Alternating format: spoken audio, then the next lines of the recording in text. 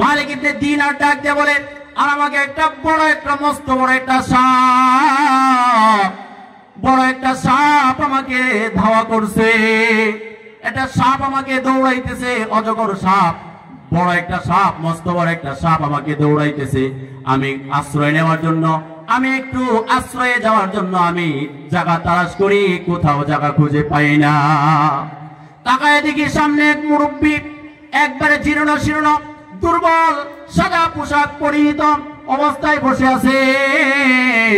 আমি মুরব্বীর কাছে যাই বললাম, ও বাবা, আমাকে একটু আশ্রয় দেন, দেখেন আমার পিছনে সাপ আমাকে ধাওয়া করছে, আমাকে খাওয়ার জন্য, আমাকে কামড় দেওয়ার জন্য, আমাকে দংশন করার জন্য সাপ আমাকে ধাওয়া করছে, মুরব্বী আমাকে একটু আশ্রয় দেন।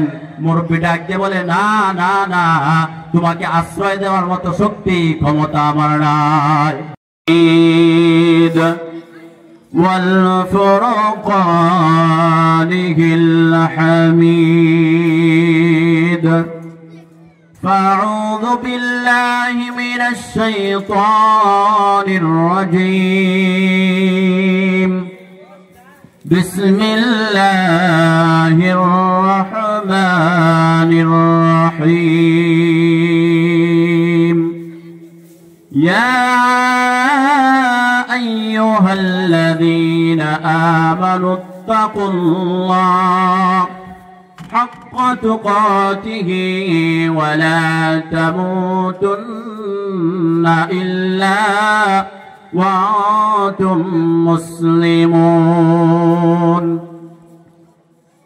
وقال رسول الله صلى الله عليه وسلم كن في الدنيا كأنك غريب أو عابر سبيل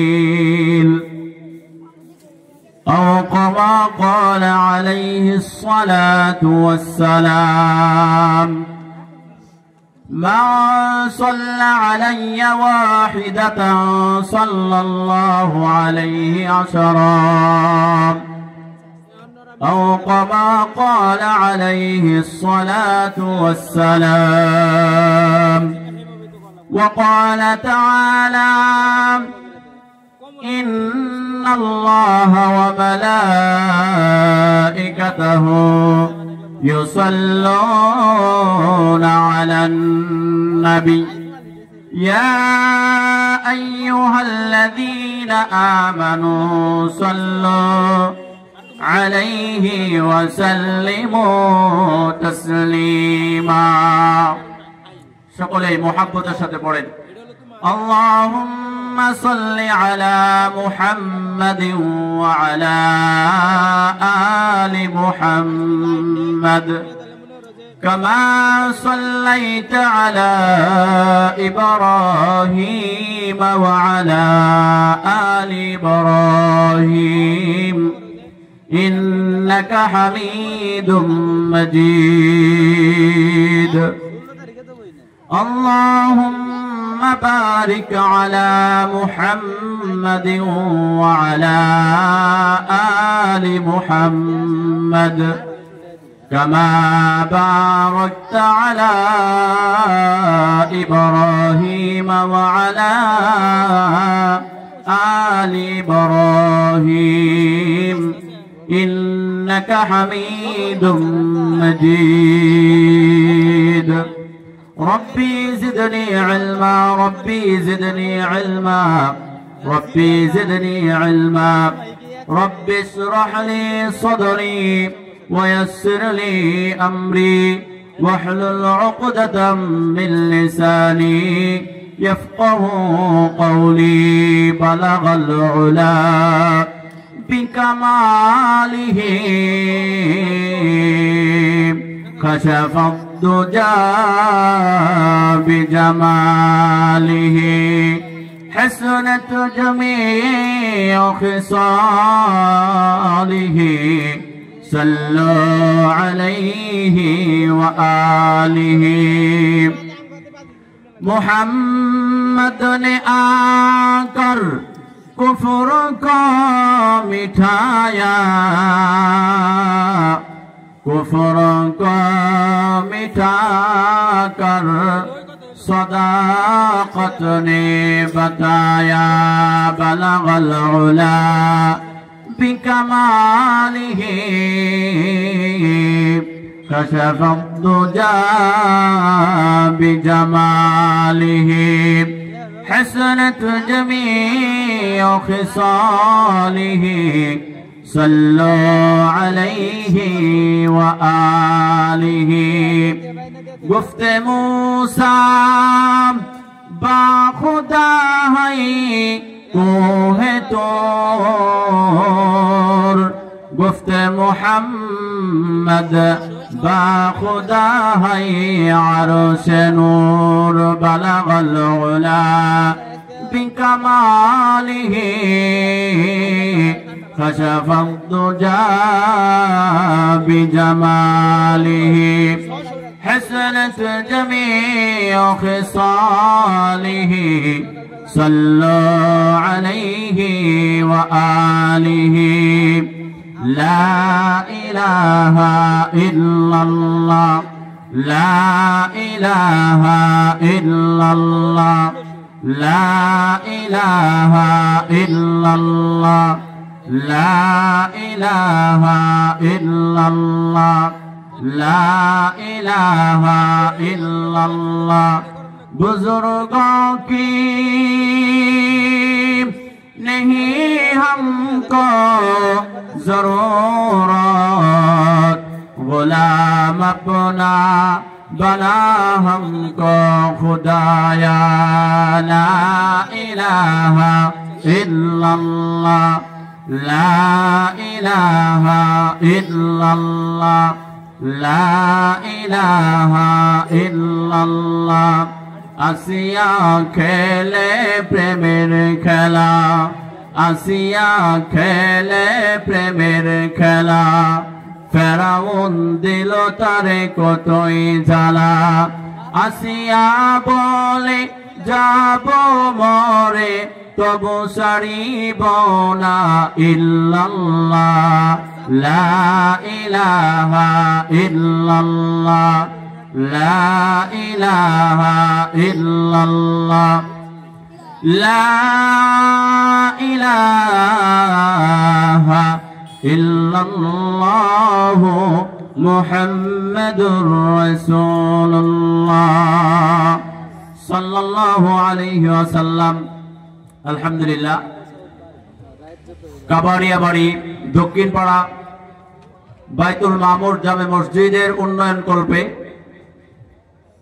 আজকের ইসলামী মহাসম্মেলনের সম্মানিত সভাপতি সাহেব, দিগার হযরত ওলামায়ে কেরাম, আমার সামনে বসা আমার পিতৃতুল্য মুরব্বিয়ানে কেরাম, ছোট ছোট কচি কাচারা, পর্দার আড়ালে থাকা পর্দানিশীন আবেদা সালেহা জাকেরা শাকেরা, আমার মা ও বোনেরা, দুনিয়ার শত ব্যস্ততাকে পিছনে ফেলে এই রহমতি বরকতি সামিয়ানার নিচে আসার বসার তৌফিক যে রব, যে মালিক আপনাকে আমাকে দিয়েছেন, সেই মালিকের দরবারে দিল খুলে একবার কালিমাত শুকর আদায় করে আলহামদুলিল্লাহ।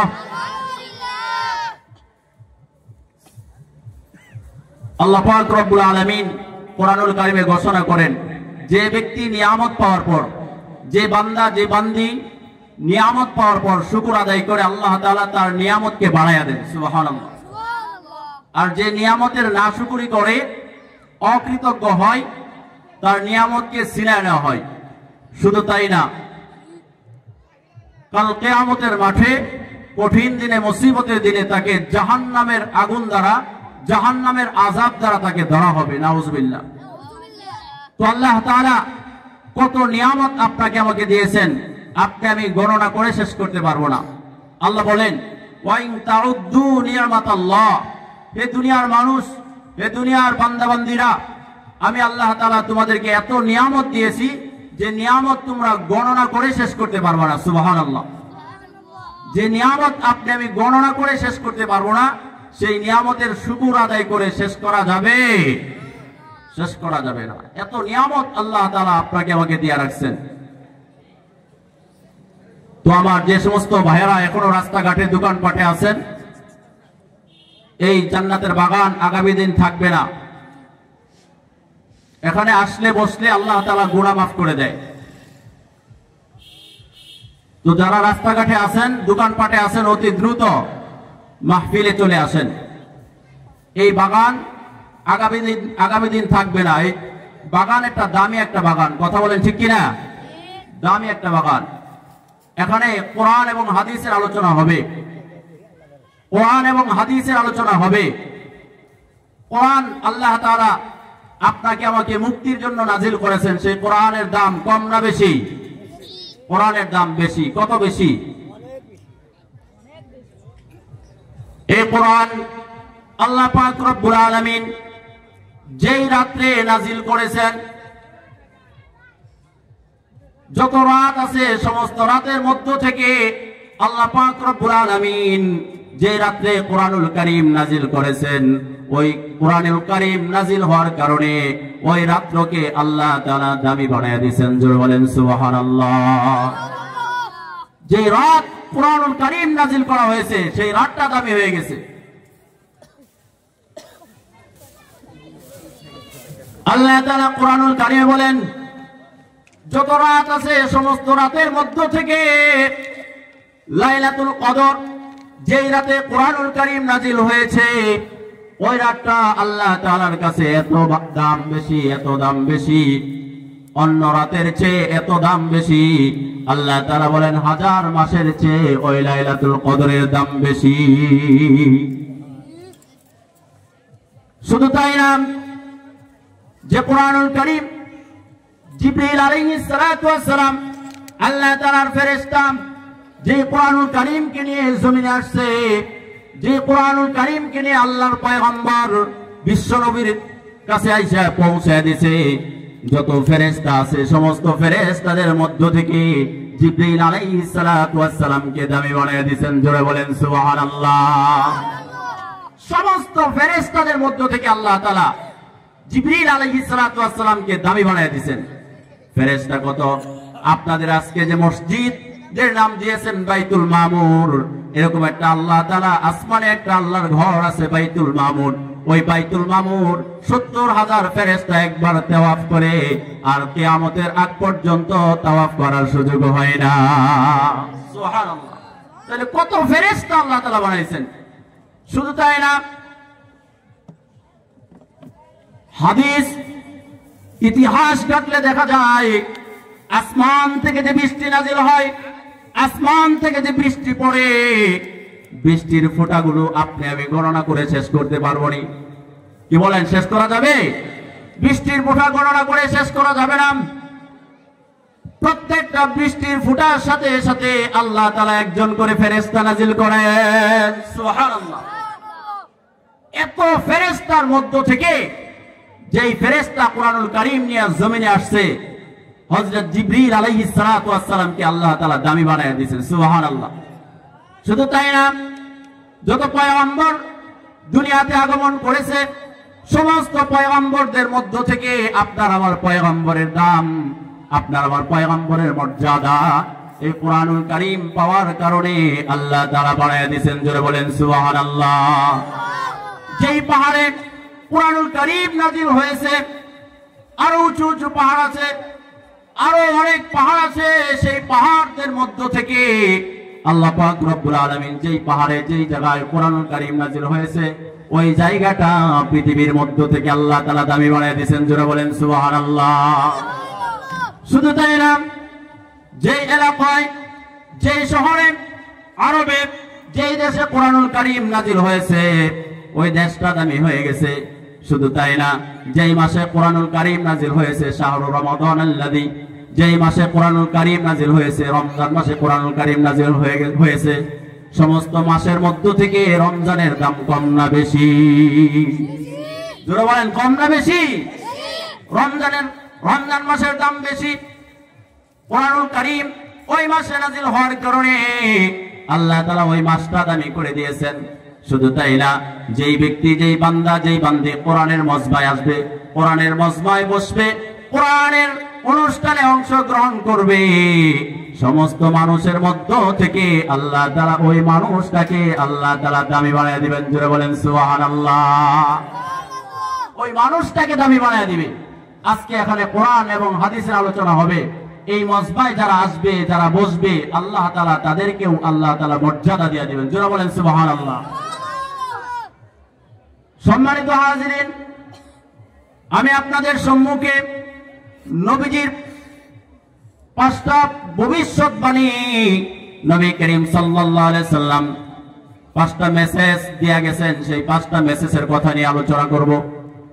যদি আপনারা দোয়া করেন এবং আল্লাহ তাআলা তৌফিক দান করে, সেই 5টা মেসেজের কথা ইনশাআল্লাহ আলোচনা করব। এই জামানা বড় কঠিন জামানা চলতেছে, বড় বর্বরতার জামানা চলতেছে। মানুষ গুনাহের জন্য প্রতিযোগিতা করতেছে, গুনাহের সাইলাব হয়ে আছে, চতুর্দিকে গুনাহ আর গুনাহ, অন্যায় আর অন্যায়, অবিচার আর অবিচার, জুলুম আর জুলুম চলতেছে। কথা বলেন ঠিক কিনা? আল্লাহর পয়গম্বর বিশ্ব নবী সাল্লাল্লাহু আলাইহি সাল্লাম ভবিষ্যৎবাণী করে গেছেন ১৫০০ বছর আগে। আল্লাহর নবী বিশ্ব নবী সাল্লাল্লাহু আলাইহি সাল্লাম বলেন, দুনিয়াতে মানুষ এমন এক সময় আসবে, এমন এক জামানা আসবে যখন মানুষ 5টা জিনিসকে মহব্বত করবে আর 5টা জিনিস বান্দা ভুলে যাবে। 5টা জিনিসকে মহব্বত করবে আর 5টা জিনিসকে বান্দা ভুলে যাবে। 5টা জিনিসের মধ্য থেকে 1 নাম্বার, আল্লাহর পয়গম্বর বিশ্ব নবী সাল্লাল্লাহু আলাইহি সাল্লাম বলেন, ইউহিব্বুনাদ দুনিয়া ওয়া ইয়াসাউনাল আখিরা। মানুষ দুনিয়াকে মহব্বত করবে, মানুষ দুনিয়াকে ভালোবাসবে, ওয়া ইয়াসাউনাল আখিরা, আখিরাতকে বান্দা ভুলে যাবে। কথা বলেন ঠিক কিনা? মানুষ দুনিয়ার পিছনে লাগছে, দুনিয়ার জন্য পাগল পাড়া হয়ে গেছে, মানুষ দুনিয়াদার হয়ে গেছে, আখিরাত বান্দা ভুলে গেছে। কথা বলেন ঠিক কিনা? সম্মানিত হাজিরিন, অথচ আল্লাহ পাক রব্বুল আলামিন আপনাকে আমাকে বানাইছেন, দুনিয়ার জন্য বানান নাই। আল্লাহ তাআলা আপনাকে আমাকে আখিরাতের জন্য বানাইছেন। দুনিয়াতে আল্লাহ পাক রব্বুল আলামিন আপনাকে আমাকে দিয়েছেন একটু পরীক্ষা করার জন্য, কে আমলের দিক দিয়ে ভালো, কে আমলের দিক দিয়ে শ্রেষ্ঠ, এটা পরীক্ষা করার জন্য আল্লাহ পাক রব্বুল আলামিন আপনাকে আমাকে দুনিয়াতে দিয়েছেন। জোরে বলেন, কথা বলেন ঠিক কিনা? আল্লাহ তাআলা কোরআন কারিমে বলেন, আল্লাযী খালাকাল মাউতা ওয়াল হায়াতা লিয়াবলুয়াকুম আইয়ুকুম আহসানু আমালা। আল্লাযী খালাকাল মাউতা ওয়াল হায়াতা লিয়াবলুয়াকুম আইয়ুকুম আহসানু আমালা। আল্লাহ বলেন, হায়াত এবং মৃত্যু দিয়েছেন কে? হায়াত দিয়েছেন কে? মৃত্যু দিবেন কে? হায়াত এবং মৃত্যু সৃষ্টি করেছেন আল্লাহ তাআলা। কেন হায়াত এবং কেন আল্লাহ তাআলা মৃত্যু আবার সৃষ্টি করলেন? আল্লাহ পাক রব্বুল আলামিন কোরআনুল কারীমে ডাক দিয়ে বলেন, আহসানু আমালা। আমলের দিক দিয়ে কে দামি, আমলের দিক দিয়ে কে শ্রেষ্ঠ, এই জন্য আল্লাহ পাক রব্বুল আলামিন আপনাকে আমাকে দুনিয়াতে প্রেরণ করেছেন। জোরে বলেন সুবহানাল্লাহ। আল্লাহ তাআলা আপনাকে আমাকে দুনিয়াতে পাঠাইছেন। ওয়ামা খালাকাতুল জিন্না ওয়াল ইনসা ইল্লা লিয়াবুদুন। আল্লাহ তাআলা আপনাকে আমাকে দুনিয়াতে পাঠাইছেন, দুনিয়াতে পাঠাইছেন আল্লাহর গোলামের জন্য, আল্লাহর ইবাদতের জন্য, আল্লাহর দাসত্বের জন্য। জোরে বলেন সুবহানাল্লাহ। আল্লাহর ইবাদতের জন্য আল্লাহ তাআলা দুনিয়াতে আপনাকে আমাকে পাঠাইছেন। আখিরাতকে সাজানোর জন্য আল্লাহ তাআলা আপনাকে আমাকে দুনিয়াতে পাঠাইছেন। শুধু তাই না, আল্লাহর পয়গম্বর বলেন, আদ-দুনিয়া মাজরাতুল আখিরাত। দুনিয়াটা হলো আখিরাতের ক্ষেত, দুনিয়াটা হলো আখিরাতের শস্যর সমতুল্য। দুনিয়াতে বান্দা আমল করবে, আখিরাতে তার সওয়াব পাবে। দুনিয়াতে বান্দা ইবাদত করবে, নামাজ, রোজা, হজ, যাকাত, জিকির, আজকার, কোরআন তেলাওয়াত, বান্দা দুনিয়াতে আমল করবে, তার জাযা, তার প্রতিদান আল্লাহ তাআলা আখিরাতে দান করবেন। জোরে বলেন সুবহানাল্লাহ। আল্লাহর পয়গম্বর বিশ্ব নবী সাল্লাল্লাহু আলাইহি সাল্লাম বলেন, ইউহিব্বুনাদ দুনিয়া ওয়া ইয়ানসাউনাল আখিরা। এমন এক সময় আসবে, এমন এক জামানা আসবে যখন মানুষ দুনিয়াকে মহব্বত করবে, দুনিয়াকে ভালোবাসবে, ওয়া ইয়ানসাউনাল আখিরা, আখিরাতকে বান্দা ভুলে যাবে। 2 নাম্বার আল্লাহর নবী বিশ্ব নবী সাল্লাল্লাহু আলাইহি সাল্লাম বলেন, এমন এক জামানা আসবে, এমন এক সময় আসবে যেই সময় বান্দা অর্থ সম্পদকে মহব্বত করবে, কিন্তু বান্দাকে হিসাব দিতে হবে, হিসাবের কথা বান্দা ভুলে যাবে। আল্লাহর পয়গম্বর বলেন ওয়ায়ুহিব্বুনাল মাল ওয়ায়ানসাউনাল হিসাব, ওয়ায়ুহিব্বুনাল মাল ওয়ায়ানসাউনাল হিসাব। বান্দা মালকে, অর্থ সম্পদকে বান্দা মহব্বত করবে, ওয়ায়ানসাউনাল হিসাব, হিসাবের দিনের কথা বান্দা ভুলে যাবে। আপনাকে আমাকে আল্লাহর আদালতে দাঁড়ায়া, আল্লাহর কাঠগড়ায় দাঁড়ায়া হিসাব দিতে হবে কি হবে না? জোরে বলেন, হিসাব দিতে হবে কি হবে না? আল্লাহর আদালতে দাঁড়ায়া আপনার এই হায়াতে জিন্দেগির হিসাব দিতে হবে। আল্লাহ তাআলা কুরআনুল কারীমে বলেন ইয়াউমা লা ইয়ানফাউ মালুন ওয়ালা বানুন ইল্লা মান আতাল্লাহা বিকলবিন সালিম। আল্লাহ তাআলা বলেন তুমি যে মালের পিছনে, তুমি যে অর্থ সম্পদের পিছনে দৌড়াচ্ছ, এই অর্থ সম্পদ কাল কিয়ামতের মাঠে তোমার কোনো কাজে আসবে না, তোমার সন্তান কোনো কাজে আসবে না। বিকলবি সালিম, সুস্থ হৃদয়, সুন্দর হৃদয় কিয়ামতের মাঠে তোমার কাজে আসবে। যে অর্থ সম্পদের পিছনে দৌড়াইয়া আপনি আমি আল্লাহর হুকুম সীমা লঙ্ঘন করতেছি, অর্থ সম্পদ আপনার আমার কোনো কাজে আসবে না ময়দানে মাহশরে। আল্লাহ তাআলা বলেন ময়দানে মাহশরে কোনো কাজে আসবে না। আল্লাহ নবী ভবিষ্যৎবাণী করে গেছেন ওয়ায়ুহিব্বুনাল মাল ওয়ায়ানসাউনাল হিসাব। বান্দা মাল, অর্থ সম্পদকে মহব্বত করবে, ওয়ায়ানসাউনাল হিসাব, হিসাবের দিনের কথা বান্দা ভুলে যাবে। 3 নম্বর কথা, আল্লাহ নবী বিশ্বনবী সাল্লাল্লাহু আলাইহি সাল্লাম, আল্লাহ নবী বিশ্বনবী সাল্লাল্লাহু আলাইহি সাল্লাম বলেন ওয়ায়ুহিব্বুনাল খালকা ওয়ায়ানসাউনাল খালিক। বান্দা বান্দা সৃষ্টিকে মহব্বত করবে, বান্দা সৃষ্টিকে মহব্বত করবে, আর যে সৃষ্টি করেছে তাকে ভুলে যাবে। সৃষ্টি করছে কে? জোরে বলেন, সৃষ্টি করেছে কে? আল্লাহ তাআলা সৃষ্টি করেছেন, সে আল্লাহকে ভুলে যাবে। বান্দা সৃষ্টিকে মহব্বত করবে, স্রষ্টাকে ভুলে যাবে।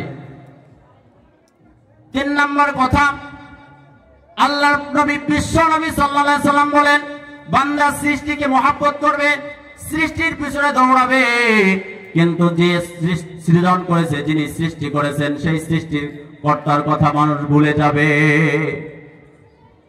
4 নম্বর কথা, আল্লাহর নবী বিশ্ব নবী সাল্লাল্লাহু আলাইহি সাল্লাম বলেন ওয়ায়ুহিব্বুনাজ যুনুব ওয়ায়ানসাউনাত তাওবা, ওয়ায়ুহিব্বুনাজ যুনুব ওয়ায়ানসাউনাত তাওবা।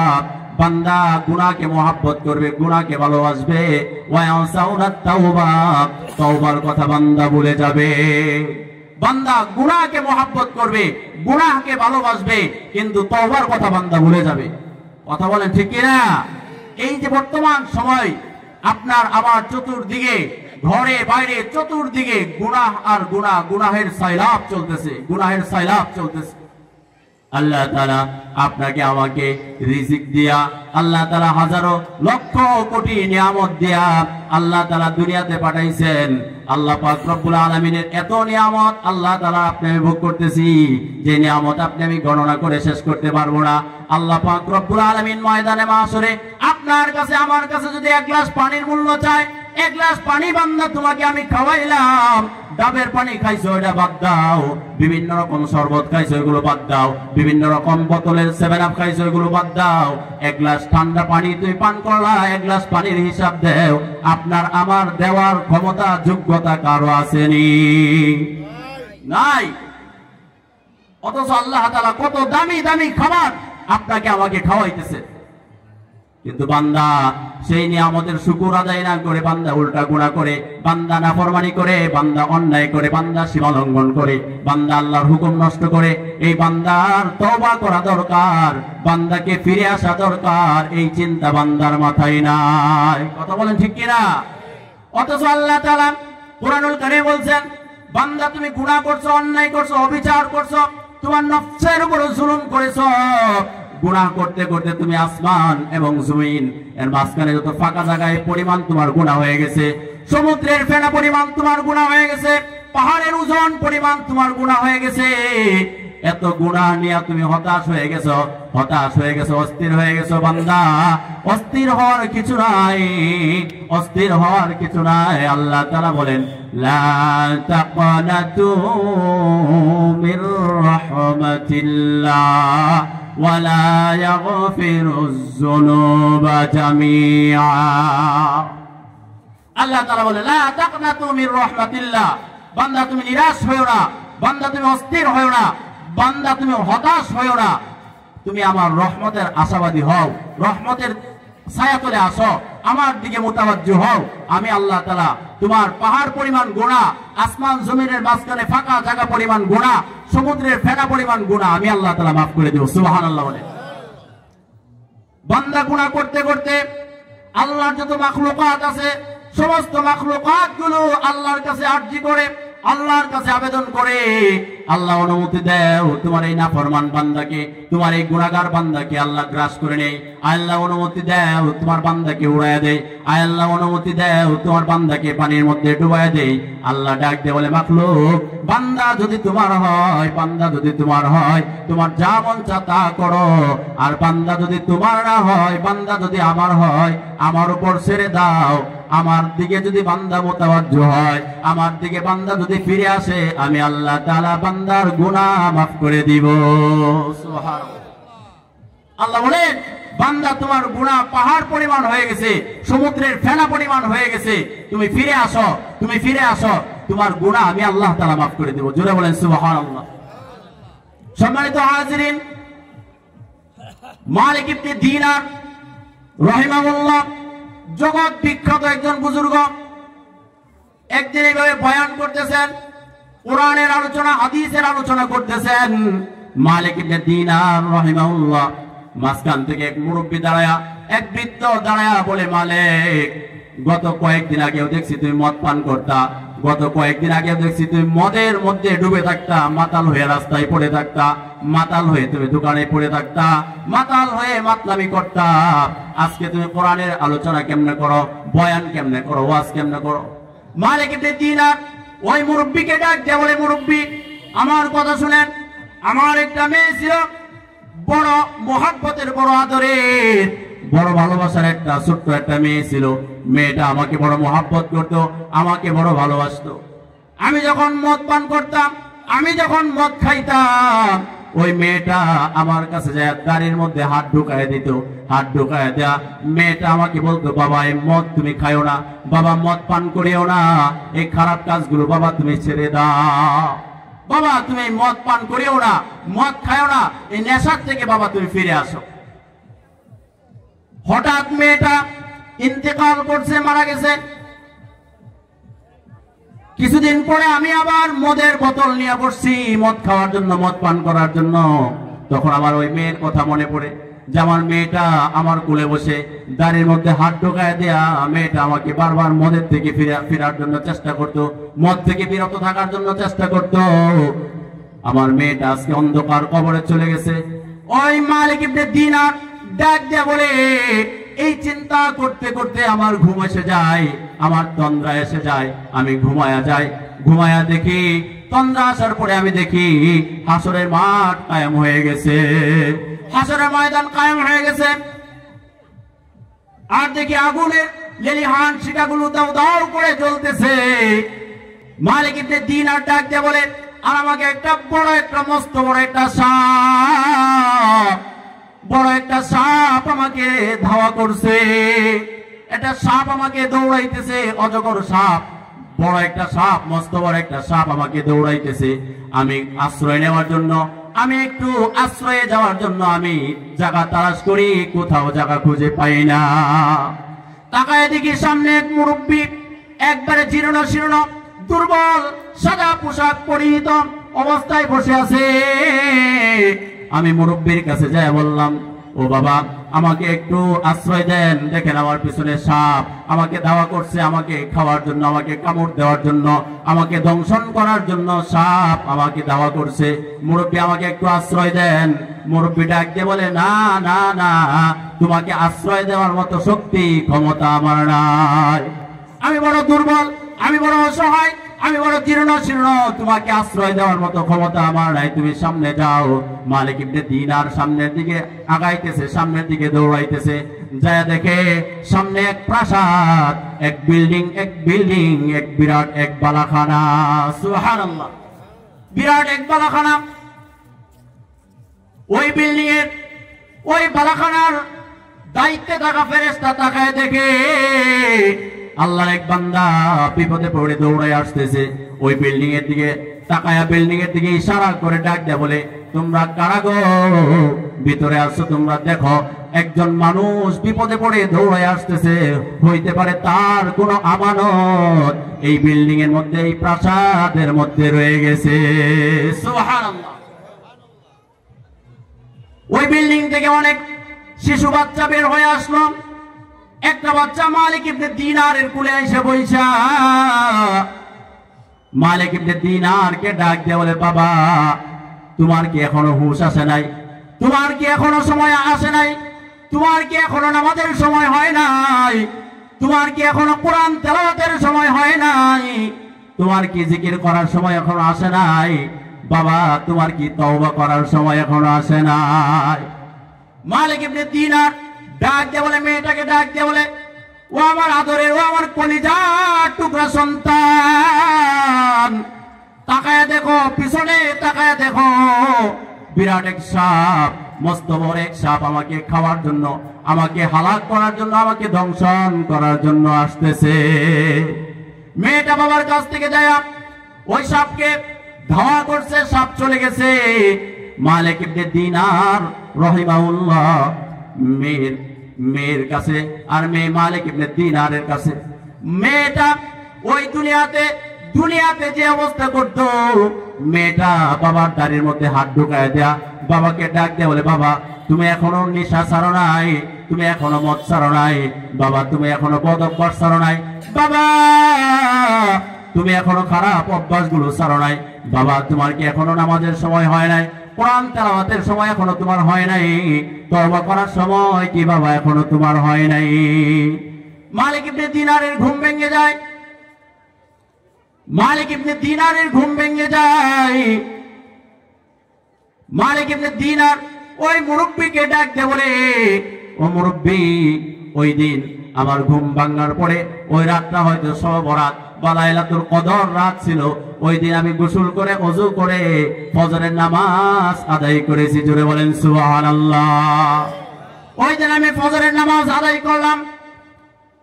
এখান থেকে আমি আল্লাহর কাছে এমন ভাবে তওবা করলাম, আমি আল্লাহর কাছে এমন ভাবে ফিরে আসলাম, আমি আল্লাহর কাছে এমন ভাবে ফিরে আসলাম, আল্লাহ তাআলা আমার পিছনের গুনাহগুলো মাফ করে আমার নামটা আল্লাহ তাআলা ওলির দফতরে দিয়া দিয়েছে। জোরে বলেন সুবহানাল্লাহ। সে আল্লাহ এখনো আছে না নাই? জোরে বলেন আছে না নাই? আপনি আমি যদি আল্লাহর কাছে ফিরে আসি, আল্লাহর কাছে তওবা করি, আল্লাহর দিকে মুতাওয়াজ্জু হই, আল্লাহ তাআলা আপনার আমার গুনাহগুলো এখনো মাফ করবে কি করবে না? এখনো আল্লাহ তাআলা মাফ করে দিবে। সম্মানিত হাজিরিন, একটা জামানা ছিল, বড় কঠিন জামানা ছিল। মানুষকে গুনাহ করার জন্য জোর করা হতো, মানুষকে জবরদস্তি করে গুনাহ করানো হতো। আপনাকে আমাকে কেউ জবরদস্তি করে গুনাহ করায় না। জোরে বলেন, কথা বলেন ঠিক কিনা? আপনাকে আমাকে আজ পর্যন্ত কেউ জোর করে নাই তোমাকে এই গুনাহ করতেই হবে, এই অপরাধ তোমাকে করতেই হবে, এরকম জোর জবরদস্তি কেউ আপনাকে আমাকে করেন? আপনি ইতিহাস তালাশ করে দেখেন, হযরত ইউসুফ আলাইহিস সালাতু ওয়াস সালামের ইতিহাস তালাশ করে দেখেন।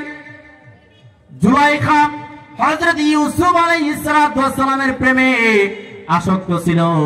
ইউসুফ আলাইহিস সালাতু ওয়াস সালামকে একে একে 7টা দরজা তালা দিয়ে একবারে অন্দরমহলে নিয়ে গুনাহের জন্য প্রস্তুতি গ্রহণ করছে। ইউসুফ আলাইহিস সালাতু ওয়াস সালাম তাওয়াক্কুল করছে আল্লাহর উপরে ভরসা করে বিসমিল্লাহ বলে ইউসুফ আলাইহিস সালাতু ওয়াস সালাম সামনের দিকে দৌড় দিছে। আল্লাহ পাক রব্বুল আলামিন প্রত্যেকটা দরজার তালা টাস টাস করে খুলে দিয়েছেন। জোরে বলেন সুবহানাল্লাহ। আল্লাহর ভয়ে ইউসুফ আলাইহিস সালাতু ওয়াস সালাম গুনাহ থেকে বাঁচতে চাইছেন, আর আল্লাহ পাক রব্বুল আলামিন ইউসুফ আলাইহিস সালাতু ওয়াস সালামকে ভয়ঙ্কর গুনাহ থেকে আল্লাহ তাআলা হেফাজত করছে কি করে নাই? হেফাজত করছেন।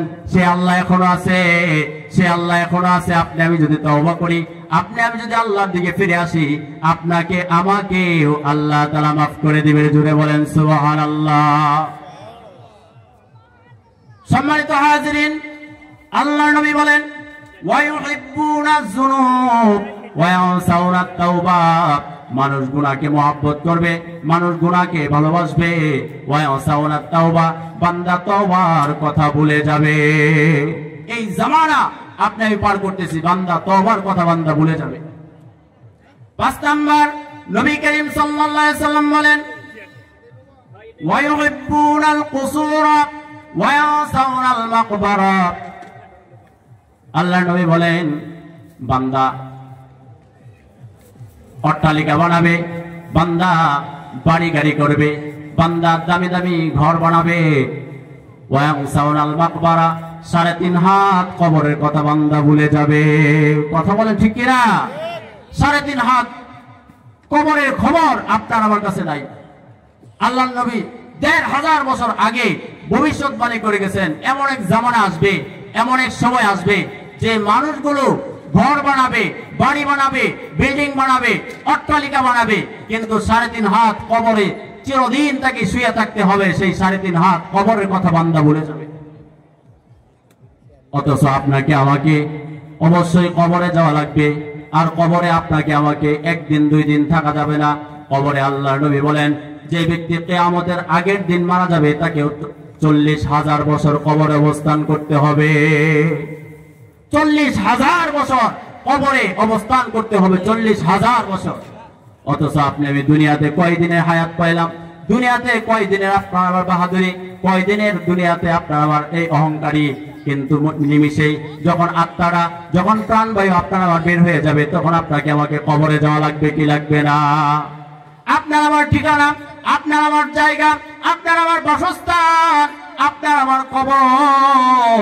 কবর ছাড়া বান্দার কোনো গতি নাই।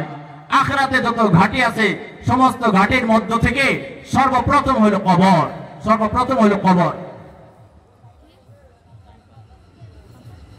আল্লাহর নবীর সাহাবী হযরত উসমান জিন্নুরাইন রাদিয়াল্লাহু তাআলা আনহু জান্নাতের কথা শুনলে, জাহান্নামের কথা শুনলে, জাহান্নামের আযাবের কথা শুনলে এত কান্না করতেন না, কিন্তু কবরের পাশ দিয়ে যখন যাইতেন হযরত উসমান রাদিয়াল্লাহু তাআলা আনহুর কান্নায় চোখ বেবে, গাল বেবে, পানি পড়ে পড়ে দাড়ি পর্যন্ত ভিজে যাইত। কবরকে এত ভয় পাইতেন, কেননা কবর তো যত ঘাটি আছে সমস্ত ঘাটির মধ্যে সর্বপ্রথম ঘাটি, সর্বপ্রথম মঞ্জিল হইল কবর।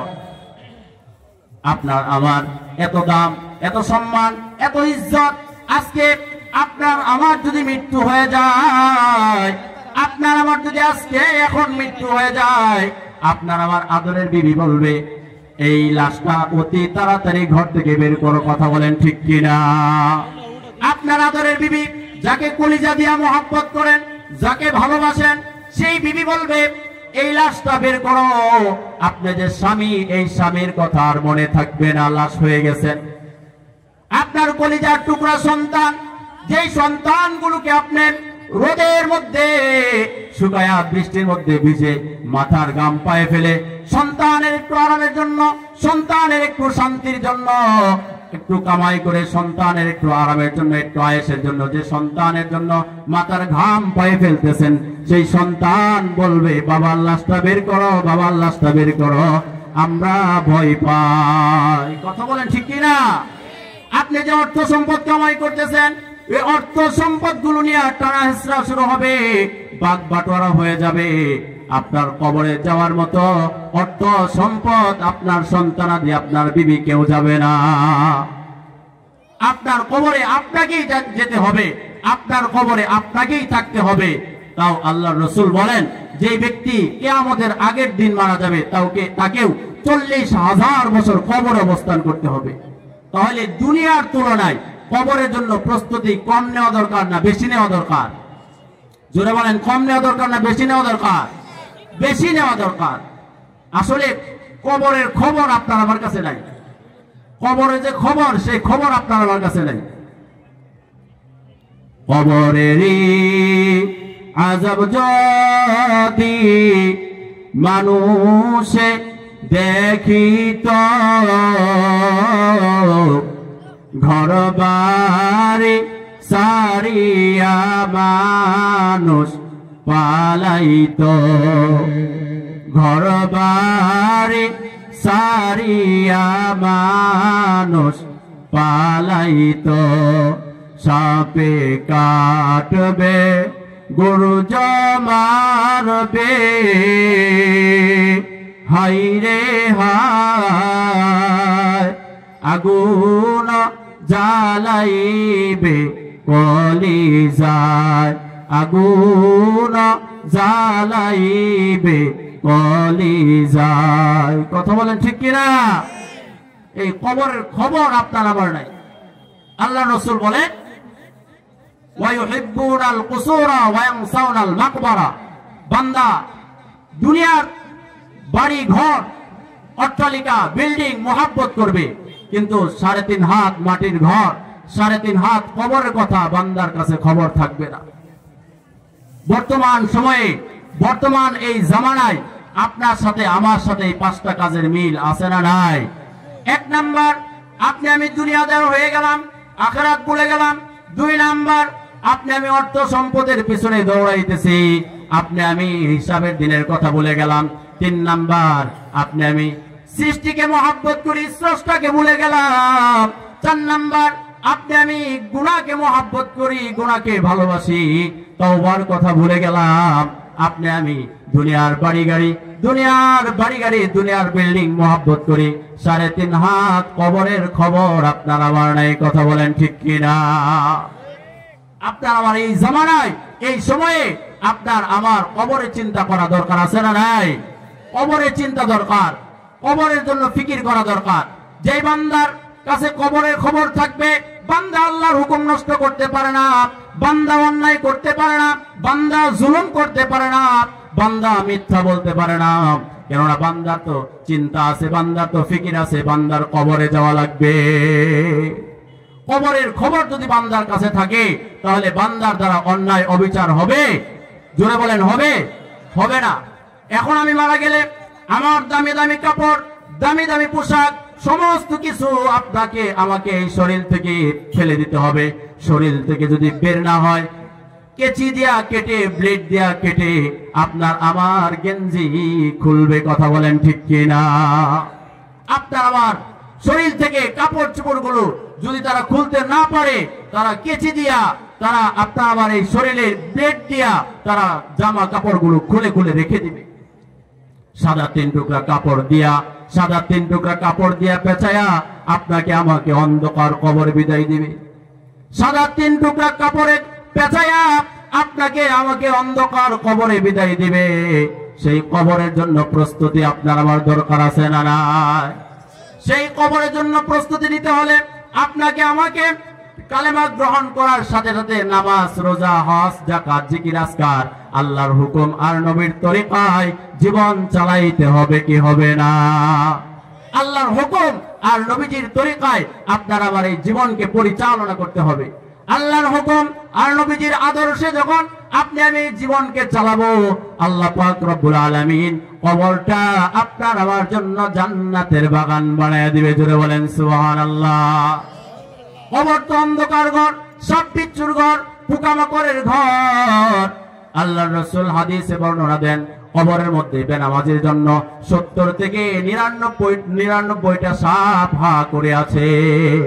কবর তো এমন অন্ধকার ঘর, যেই ঘরের মধ্যে আলো বাতাস ঢুকে না। কবর তো এমন এক জায়গা, যেই কবরের মধ্যে আপনার কোনো বিছানা নাই। কবর তো এমন এক জায়গা, যেই কবরের মধ্যে আপনার জন্য আমার জন্য কোনো ফ্যান দিবে না, কোনো বাল্ব দিবে না। কবর এমন এক ভয়ঙ্কর জায়গা, যে জায়গায় যাওয়ার পরে বান্দা যদি গুনাহগার হয়, বান্দা যদি নাফরমান হয়, 2 পাশের মাটি এমন জোরে চাপ দিবে। আল্লাহ রাসূল বলেন, এক পাজরের হাড় গুলো আরেক পাজরের ভিতরে ঢুকে যাবে। আল্লাহ রাসূল সাহাবায়ে কেরামকে এভাবে দেখায় দিয়েছেন যে এক পাজরের হাড় গুলো আরেক পাজরের ভিতরে ঢুকে যাবে। কি বলেন, সহ্য করা যাবে? একটা দুরা সাপ যদি এখানে চলে আসে, আপনি আমি কেউ থাকবো না, পলায়ন করব। কিন্তু কবরে যদি 99টা সাপ আপনার আমার জন্য প্রস্তুত থাকে, আপনার আমার যাওয়ার কোনো রাস্তা আসেনি। জোরে বলেন, রাস্তা আসেনি? রাস্তা নাই। এই জমিন যখন আপনি আমি গুনাহ করি, অন্যায় করি, অবিচার করি, এই জমিন আল্লাহর কাছে ফরিয়াদ করতে থাকে, আল্লাহ অনুমতি দাও তোমার এই বান্দাকে গ্রাস করে নেই, অনুমতি দাও তোমার এই বান্দাকে গিলে খায়।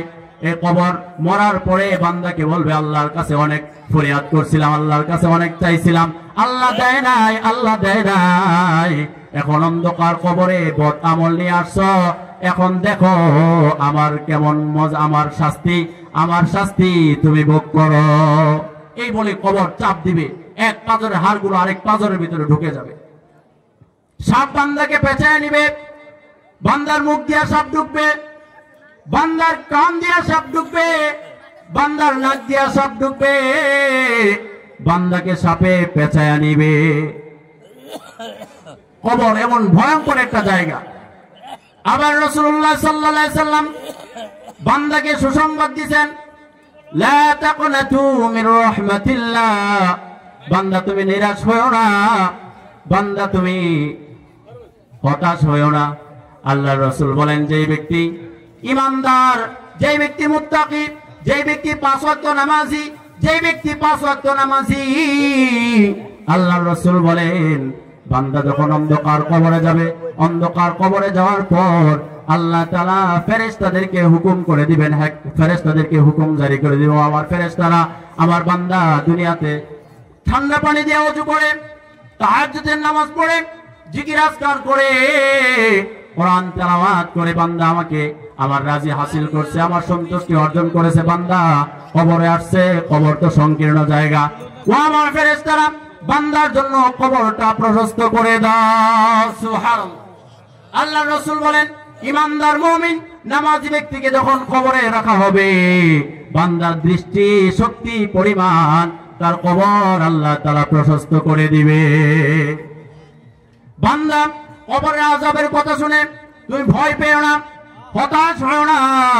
বান্দা তুমি যদি নামাজি হও, তুমি যদি রোজাদার হও, তুমি যদি মুত্তাকি হও, তুমি যদি পরহেজগার হও, বান্দা ফেরেশতাদেরকে যখন তোমাকে কবরে রাখা হবে, ফেরেশতাদেরকে হুকুম জারি করে দেওয়া হবে, ও আমার ফেরেশতারা বান্দার অন্ধকার কবরে অক্সিজেন নাই, বান্দার অন্ধকার কবরে আলো বাতাস নাই, জান্নাত থেকে জান্নাতি হাওয়া তার কবরে প্রবেশ করায়া দাও। জোরে বলেন সুবহানাল্লাহ। শুধু তাই না, দুনিয়ার মানুষগুলো থাকে কবরের মধ্যে, ঠান্ডা মাটির মধ্যে রেখে গেছে, তারা দামি দামি কম্বলে, দুনিয়ার মানুষগুলো দামি দামি কম্বলে পেঁচায়া থাকে, দামি দামি কম্বল মুড়ি দিয়া থাকে, লেপের মধ্যে, তোশকের মধ্যে, জাজিমের মধ্যে থাকে। আমার এই ঈমানদার বান্দাকে তারা ঠান্ডা মাটির মধ্যে রেখে গেছে, ও আমার ফেরেশতারা জান্নাত থেকে জান্নাতি বিছানা আমার বান্দার জন্য করে দাও, বান্দার জন্য জান্নাত থেকে জান্নাতি বিছানা বিছায়া দাও। দুনিয়ার মানুষগুলো সাদা 3 টুকরা কাপড়ে পেঁচায়া অন্ধকার কবরে রেখে গেল। আমার বান্দা বড় পরহেজগার ছিল, বান্দা বড় মুত্তাকি ছিল, আমার বান্দার জন্য জান্নাত থেকে জান্নাতি পোশাক বান্দাকে পরায়া দাও। সুবহানাল্লাহ। সম্মানিত হাজিরিন, আল্লাহর নবী বিশ্ব নবী সাল্লাল্লাহু আলাইহি সাল্লাম এই কথায় আপনাকে আমাকে জানায় দিয়েছেন 1500 বছর আগে, ওয়া ইউহিব্বুনাল কুসুরা ওয়া ইয়ানসাউনাল মাকবারা। দুনিয়ার মানুষ দালান, বিল্ডিং, অট্টালিকা এগুলোকে মহব্বত করবে, ওয়া ইয়ানসাউনাল মাকবারা, 3.5 হাত কবরের কথা বান্দা ভুলে যাবে, 3.5 হাত কবরের কথা বান্দা স্মরণ করবে না।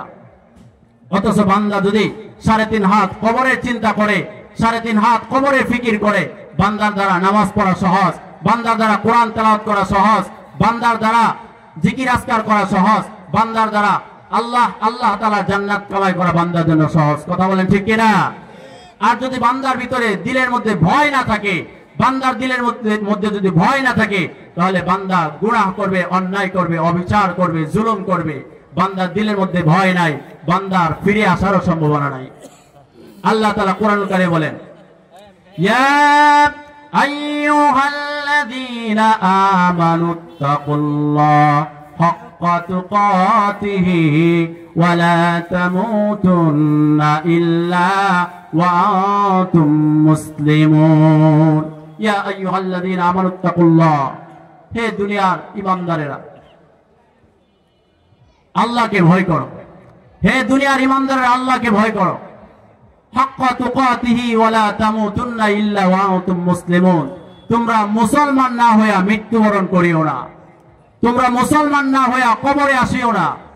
এই কথা কার? আল্লাহ, আল্লাহর কথা। আল্লাহ বলেন, হে দুনিয়ার ঈমানদারেরা আল্লাহকে ভয় করো। আর তোমরা প্রকৃত মুসলমান না হয়ে, প্রকৃত ঈমানদার না হয়ে তোমরা কবরে আইসো না। কবর বড় মারাত্মক জায়গা, কবর বড় ভয়ঙ্কর জায়গা। তো সম্মানিত হাজিরিন, আপনার আমার সেই কবরের জন্য কিছু পুঁজি দুনিয়া থেকে নিয়ে যাওয়া দরকার আছে না নাই? এই পুঁজিগুলো কি? আল্লাহর রাসূল সাল্লাল্লাহু আলাইহি ওয়াসাল্লাম বলেন, যেই ব্যক্তি সূরাতুল মুলুকের আমল করবে, ঈশার নামাজের পর সূরা মুলুক তেলাওয়াত করবে, নিয়মিত ঈশার নামাজের পরে সূরা মুলুকের তেলাওয়াত করবে, আল্লাহর রাসূল বলেন ওই বান্দার কবরে আযাব হবে না। জোরে বলেন সুবহানাল্লাহ। যেই বান্দা, যেই বান্দি সূরা মুলুক, তাবারাকাল্লাযী বিয়াদিহিল মুলক, এই সূরা যে ব্যক্তি এই সূরার উপরে আমল করবে তার কবরে কোনো আযাব হবে না। সুবহানাল্লাহ বলেন। সম্মানিত হাজিরিন, সেই কবরের জন্য আপনাকে আমাকে নামাজের আমল লাগবে, রোজার আমল লাগবে, হজের আমল লাগবে, যাকাতের আমল লাগবে, কোরআন তেলাওয়াতের আমল লাগবে, জিকিরের আমল লাগবে। এই আমলগুলো নিয়ে আপনি আমি যদি কবরে যাইতে পারি, আল্লাহ পাক রব্বুল আলামিনের ঘোষণা, বান্দাকে কবরের আযাব আল্লাহ তাআলা বান্দাকে মাফ করে দিবে।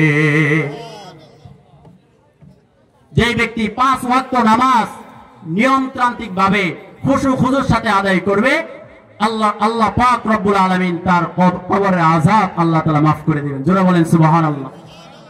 সম্মানিত হাজিরিন, নামাজ বড় হাতিয়ার। আপনাকে আমাকে যে আল্লাহ পাক রব্বুল আলামিন নামাজ যে আমল দিয়েছেন, নামাজটা বড় হাতিয়ার আপনার আমার। নামাজটা গুরুত্বপূর্ণ ইবাদত। যত ইবাদত আছে সমস্ত ইবাদতের মধ্য থেকে নামাজটা হলো সবচেয়ে গুরুত্বপূর্ণ ইবাদত। এই নামাজের আমল যদি আপনি আমি করি, আল্লাহ তাআলা কবরের আযাব থেকে আল্লাহ তাআলা আপনাকে আমাকে বাঁচাবেন। কবরে সাপের সুমুল থেকে, সাপের কামড় থেকে আল্লাহ তাআলা আপনাকে আমাকে বাঁচাবেন। আজকে নামাজকে আপনি আমি গাফলতির সাথে, নামাজকে আপনি আমি অযথা অহেতুক দোকানপাটে, রাস্তাঘাটে, চার দোকানে আড্ডা দিয়া দিয়া নামাজকে নষ্ট করে ফেলি। অথচ আপনাকে আমাকে ময়দানে মাহশরে যাওয়া লাগবে। ময়দানে মাহশরে যাওয়ার পরে আল্লাহ তাআলা আপনাকে আমাকে জিজ্ঞাসা করবে, না বান্দা তুমি কত কোটি টাকার মালিক ছিলা, বান্দা তুমি কেমন বংশের মানুষ ছিলা, বান্দা তুমি কেমন অর্থ সম্পদের মালিক ছিলা, এটা আল্লাহ তাআলা জিজ্ঞাসা করবে না। আল্লাহর রাসূল বলেন, আউয়ালু মা ইউহাসাবু বিহিল আবদু ইয়াউমাল কিয়ামাতিস সালাহ। কিয়ামতের মাঠে সর্বপ্রথম আল্লাহ তাআলা আপনার থেকে আমার থেকে নামাজের হিসাব নেবে। তো নামাজের আমল করা দরকার আছে না নাই? ইনশাআল্লাহ আমরা 5 ওয়াক্ত নামাজ জামাতের সাথে আদায় করব তো ইনশাআল্লাহ। হুজুর চলে আসছেন, এখন আর কথা বলা যাবে না। তো যে সমস্ত ভাঙ্গাচোরা কথা ইনশাআল্লাহ বলছি, আল্লাহ তাআলা আমাকে আপনাকে আমল করার তৌফিক দান করুন। সকলে বলেন আমিন।